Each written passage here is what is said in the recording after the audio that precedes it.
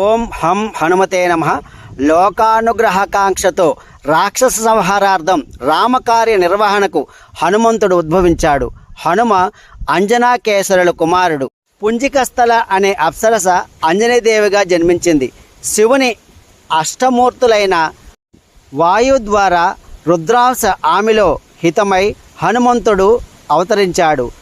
శ్రీ హనుమస్కందకు పరాశర సంహిత ప్రామాణిక గ్రంథం కనుక దానిలో శ్రీ హనుమంతుడు వైశాఖ బహుళ దశమి శనివారం రోజు పూర్వభాద్ర నక్షత్రంలో వైద్యుతి యోగాన మధ్యాహ్నం సమయంలో